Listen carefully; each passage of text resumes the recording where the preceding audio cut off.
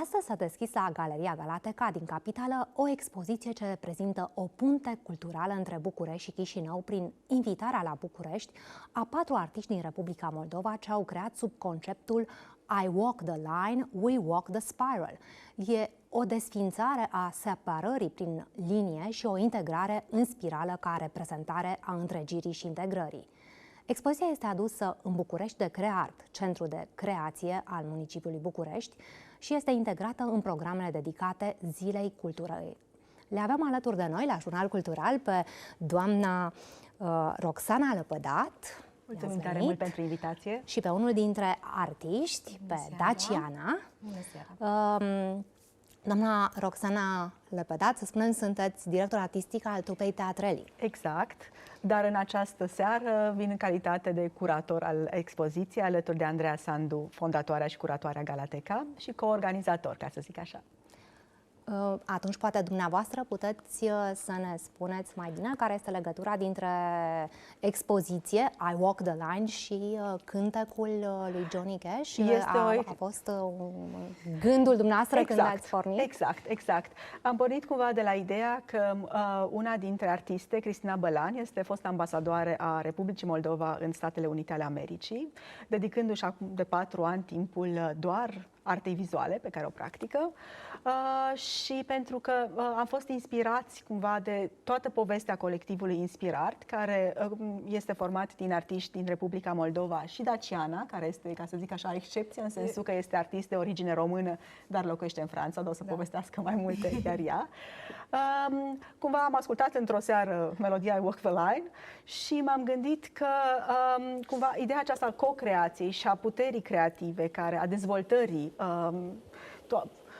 zonei artistice prin colaborări, ceea ce fac artiștii din colectivul Inspirart, cumva pornește de la această esență spirala care îi unește, au estetici diferite, dar punctul lor de legătură este spirala care se regăsește în diferite forme în lucrările pe care le realizează și cumva de la o linie am ajuns la o spirală ca semn al evoluției, ca semn că unde-s mulți, puterea crește. Și cred că asta este foarte important din punct de vedere al mesajului artistic. Este o inițiativă pe care ei au lansat-o în iunie 2020, întâlnindu-se într-un context artistic, o expoziție de grup, Moldova are artă. Au considerat că vibrează artistic foarte bine și au hotărât să se unească, să-și unească forțele pentru a se dezvolta artistic, dar și pentru a depăși o perioadă care nu este tocmai simplă nicăieri în lume pentru artiști. Și cumva asta ne-a motivat și pe noi și ne-a inspirat să creăm această punte, care, în urmă, cultura română nu se limitează doar la granițele țării și cred că este un mesaj foarte important în acest sens. Atunci am să o întreb pe excepția, pe Daciana, cum a reprezentat spirala conceptual și plastic? Care a fost gândul când i-a fost pomenită această expoziție? Da, ideea a pornit, deci ideea aparține Cristinei. De la ea, practic, cred că ea a generat, ea lucrează foarte mult cu simboluri.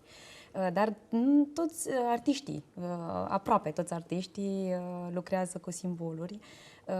Și, nu știu, noi ne-am regăsit, eu pe Cristina o cunosc de mai mult timp, ei, celelalte 2 artiste pe lângă Cristina sunt împreună, au co-creat, deci sunt niște tablouri care le-au făcut împreună și fiecare având stiluri diferite, au născut pe cel de-al 3-lea stil și nu știu, pe undeva Cristina a observat și în picturile mele că s-ar potrivi cu ale lor și așa au zis, hai să facem o comunitate pentru că, așa cum a zis Roxana, unde mulți puterea crește, dar nu doar asta, pentru că spirala, când te gândești la ea, la scara aceea a evoluției, când te gândești că noi cât de mici suntem, dar cât de ampli putem deveni, ne-a făcut să ne gândim că spirala este un simbol important pe care putem să-l punem în picturi și să-l prezentăm și celor care chiar nu cunosc,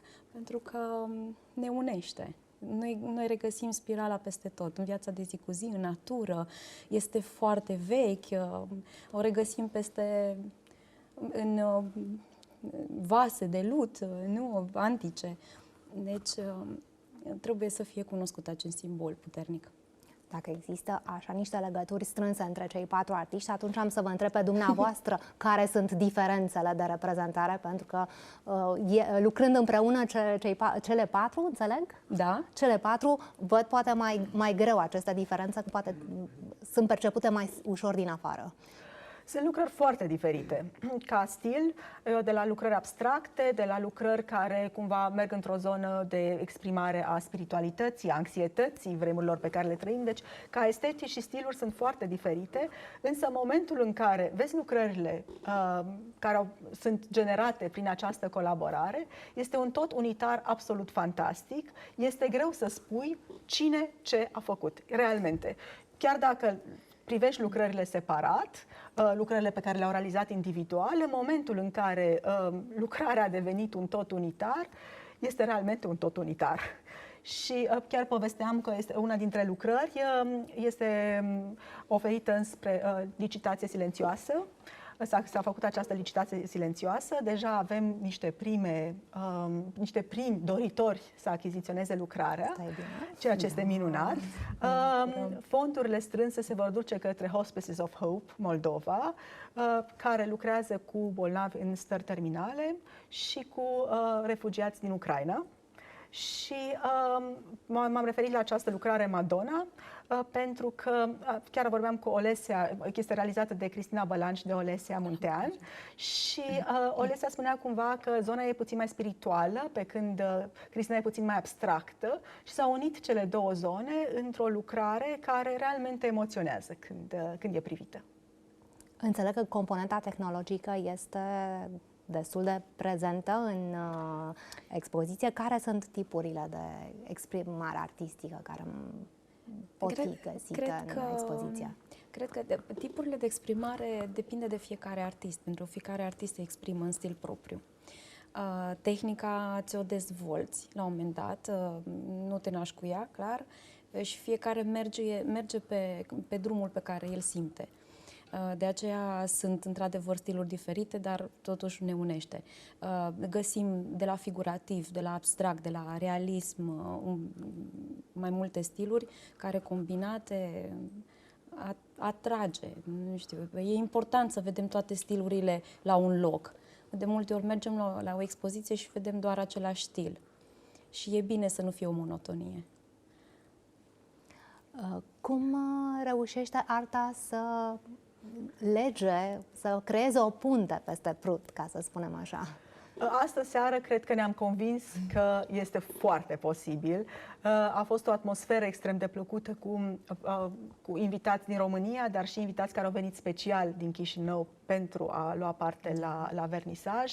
Au fost sponsori, Basarabin, care, mă rog, cumva a întreținut atmosfera, și unul dintre cei mai cunoscuți DJ, Sasha Lopez, care tot așa a dat o atmosferă extrem de plăcută, a creat o atmosferă extrem de plăcută, și cumva deja s-au pus bazele unor posibile colaborări pe viitor, atât în România cât și la Chișinău, și cred că acestea sunt momentele care cumva generează alte posibile evenimente, poate chiar mai mari decât acesta, dar e important să existe un început.